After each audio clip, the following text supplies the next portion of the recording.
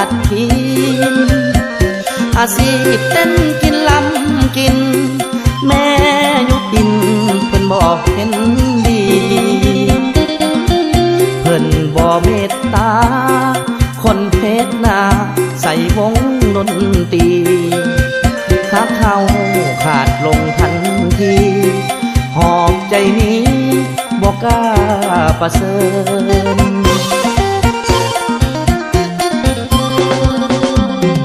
แม่น้องนั้นเพิ่นหูว่าอายสู่หาเงินหลายทางกลางเว้นเฮ็ดงานแน่นอังว่างกลางคืนห้องลำหาเงินหีบโหมเงินค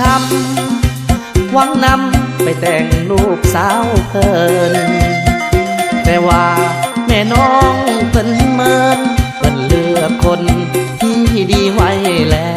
วเหลือใจ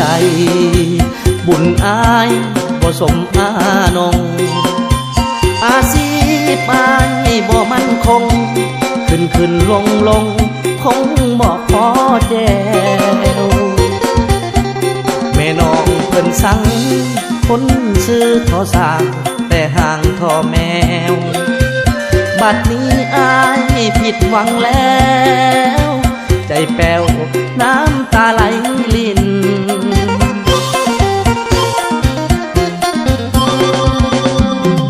หากินน้ำเสียงตูไอทนสู่หาเงินล้านทางเพื่อหวังหาเงินแต่งงาน